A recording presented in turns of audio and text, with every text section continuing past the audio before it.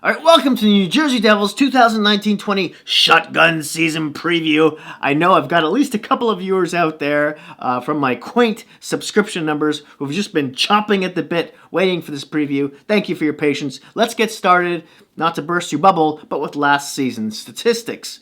Now, they finished with 72 points. Yeah. Third last in the league.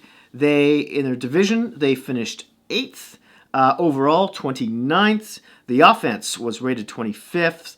Their defense was tied for 25th. The power play, 21st. And their penalty kill was 4th, thanks mostly probably to defenseman Andy Green, who was up there in the top 3 shot blockers throughout most of the season. Now, GM Ray Shero has really worked some magic here in the offseason. If there was an award for a team for most productive during the summer, Shero and the Devils would get it. Now, he brought in, of course, PK Subban, Wayne Simmons. They got the number 1 draft pick, and that was luck, but in Jack Hughes slid from number 3 spot to number 1.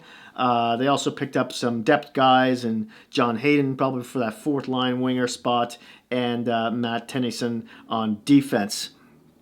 And don't forget that trade with Vegas, where they landed Nikita Gusev, who could be, he's the biggest thing coming out of the KHL, really. In the Worlds, everyone was talking about Kovalchuk going in, but going out, it was all Gusev. So we'll see he should have anywhere potential, between 20 and 35 goals, maybe? He's got a high ceiling. We'll see how he does. Now, their coach, John Hines, you would think he'd get at least a couple years of a crack at this team, the way it's built so far right now, before any decisions are made on him. I know they didn't start off the season too well. They lost a couple of games back-to-back. Actually, the first one being to Winnipeg when they blew like a 4-goal lead, and the second they got blown out by the Sabres 7-2. Yeah. Now, let's talk about the line combinations, starting with Nico Hershiser, and this is all coming off a daily face-off. Now, on his wings are Gusev and Hull. Hull's got to stay healthy, no question there. Not last season, but the season before, he kind of dragged them to the playoffs. And if every time an opposing player goes near him, you got to take a breath. So hopefully his production and his health will return. Now, second line, they've got Travis Zajac in between Kyle Palmieri and Jesper Bratt. Palmieri potted like 27 goals last season. He started off on fire at the beginning of last season. We'll see how he does. He should be expected to at least put in 25 goals or so. Jesper Bratt, this is his 3rd year with the club. His numbers, point per game anyway, have been improving. He ran into some injury problems like the whole New Jersey team really did last season. They were like 4th in the league in terms of injuries sustained. So hopefully that turns around, because that would be hugely dependent on whether they make the playoffs or not. The third line, they've got Jack Hughes in between Wayne Simmons and Blake Coleman. Coleman is a highlight reel. This is with the goals he scores sometimes. He should be good for between 20 and 25. Wayne Simmons, they signed him to a 1-year contract, $5 million. I really like Simmons, especially in his days in Philly. Nashville last season, in limited regular season games, he didn't really do too much. In the playoffs, he was mostly injured. 2 games he played, he didn't put up any points. But he's a power play specialist. You put him in front of the net, that kind of thing. And I believe that's where Philly had him playing as well on that third line. Does he still have it? He's not too old. He's like, 31, 32 years old, I want to say. Yeah, 31. He also adds some character to this team on and off the ice, including a little bit of, don't mess with my roommate kind of vibe. Then on the 4th line here, they have Kevin Rooney as center, but you think that would be Pavel Zacha's job to lose. He's been progressing not nearly as fast as the Devils had hoped, but we'll see what this year brings. John Hayden, who they picked up from Chicago, big boy, he'll probably slop in on that right wing as they've got here. And Miles Wood, who shows flashes of brilliance, but then disappears for long periods of time. He's still young. We'll see what if he can take a step forward as well. He's one of the fastest skaters in the league, especially for his size at 6'2". Moving on to the defense. They arguably have one of the best top 3, 4 in the league. It's pretty solid now. Sami Vatanen is on the first pair here with PK Subban. Subban's really should help out that power play. Sami Vatanen, he's a do-it-all kind of guy. On your second line, second pairing, they've got Andy Green and Damon Severson. Andy Green, your defensive PK specialist. Severson is definitely shown that he can put up some points in the offense, but like Will Butcher, who they have here on the third pairing, kind of lacks some maturity in the defensive zone. Speaking of which, they've got Will Butcher and Connor Carrick there on the final pairing. Will Butcher has definitely got some higher ceiling in terms of his offense too. We'll see if he can mature again in the D zone. Goaltenders, we're talking about Corey Schneider and Mackenzie Blackwood. Blackwood finished the season, I think he played about 23 games with a .918 save percentage. That's better than Carter Hart, only by 1%. But keep in mind, Carter Hart did play about 7 or 8 games more than he did.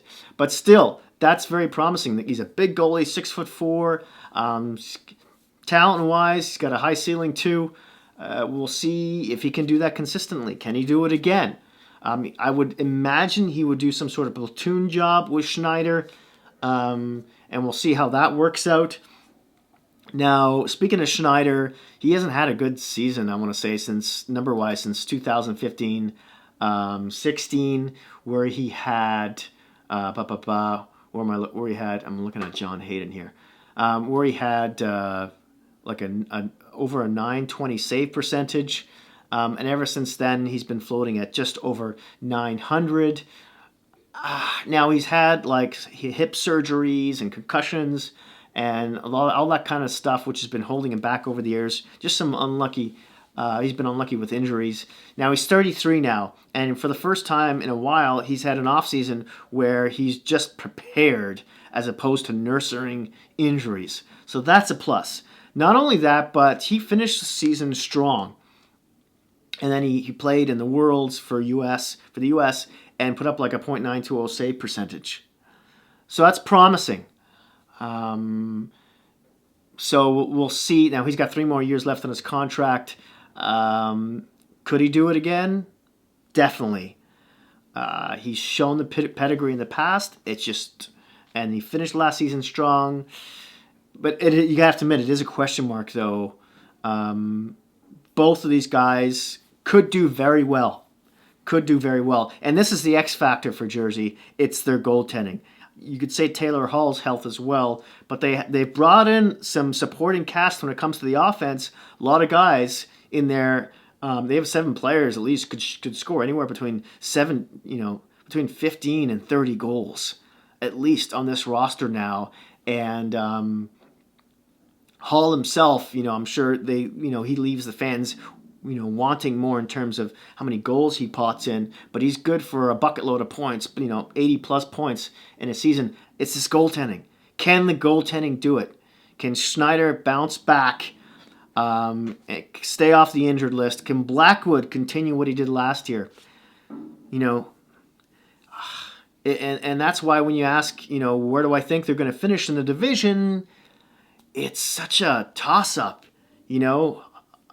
On paper, this team, you could say, could finish as high as second in the division. I know, maybe more third might be more realistic, but it's possible. It's possible. I don't see them finishing any lower than 6th. The Metro is so dicey right now, right? Can the Hurricanes and the Islanders pick up where they left off last season? So far, in a couple games, they have. Columbus Blue Jackets, everyone's expecting them to sink in the standings. Malkin just got hurt for Pittsburgh. Can they even make the playoffs? Washington, everyone expects them to do well, of course. And then New York Rangers and Philly, they're kind of a toss-up now, too. I mean, both teams improved, but we'll see. And that's what the Devils are kind of right now to me, is a we'll see category. I still have to do my predictions for the season. I know, I'm really late behind the 8 ball here. But, yeah, that's where we have it. Now, they're top rookies, they're top 5. Most of them are playing for the team right now. In Jack Hughes, Ty Smith we haven't talked about, who's their defenseman of the future. The only reason he's probably not on this team right now, because he's been tearing it up in the WHL, is because he's a left shot, and they're backed up on that side with Vatanen, Green, and Butcher. He may very well have to marinate for another year. I would think he'd see at least a few cups of coffee up with the big boys at some point, especially if one of them gets injured. But right now, he may have to wait one more year. Then who else we have? Number 3, we've got Jesper Boqvist, who the Daily Faceoff didn't even have in their forward lineup, which I found very curious. He should be slotting in there somewhere. He put up some good numbers in the SHL last season, so he could be possibly anywhere between a 15, 22-goal guy. I'm sure everyone's very curious to see how he does. Then, of course, number 4, there's Mackenzie Blackwood, their goaltender. Number 5 is Michael McLeod, a centerman. He's 21 years old, who's got a lot of speed, a lot of great puck skills, but his production hasn't quite matched or translated from junior yet. We'll see what happens with them. Also, when it comes to goaltending, I know Jersey's been drafting like a goaltender a year. That's been their staple mark for a while. So something can always come up from within the depths of the organization. Thank you so much for watching. Oh, wait. No. We haven't talked about the salary cap. I almost jumped ahead of myself there. Now, they've got just over $5.5 million left in cap space. When it comes to UFAs and RFAs on their forward list, Taylor Hall, of course, he's the big fish they've got to sign. If the Devils have a winning record as of January, that's a good possibility. They could re-sign this guy. If not, it's a toss-up. Wayne Simmons, of course, is only signed for 1 year at age 31. He's a UFA after this season. And then there's Kevin Rooney, their depth centerman there, / winger. Maybe he pops in and out of the lineup. RFAs, you have 2 without arbitration rights. The bigger one being Nico Hershiser at age 20. He's going to definitely require a raise. Also, Jesper Bratt, depending on how he does this season, it's a big one for him after having a bit of an injury-plagued season last year. And then John Hayden, who they picked up from Chicago at age 24, will be an RFA with arbitration rights. Moving on to the defense quickly here, we have 2 UFAs in Andy Green. And I want to say he's 36 years old right now. Yeah, I can't find it, but he's up there. 35, 36 years old. Will he resign on the cheap? Or maybe if they're not doing well, they might decide to trade him at the trade deadline. It's possible. Then there's, if they can't re-sign him right away to maybe a 1 or even 2 year deal because of his age, really. Now there's Sami Vatanen. He's 28 years old. He's going to require quite a raise. He's making just over $4.8 million at the moment. The one RFA they have on defense is Mirko Mueller. At age 24, he's making $1.4 million. He has arbitration rights. Goaltenders. Of course, Corey Snyder is signed for 3 more years. Blackwood is going to be an RFA after next season. He's 22. This is a big season for him, obviously. And there you have it. That's it. That's all. Thank you so much for watching. As always, please hit that like button if you like this video. Smash that subscribe button if you haven't already. And hey, if you happen to have any Hockey Geek friends, please don't feel shy about sharing. Thanks again, and I'll see you soon.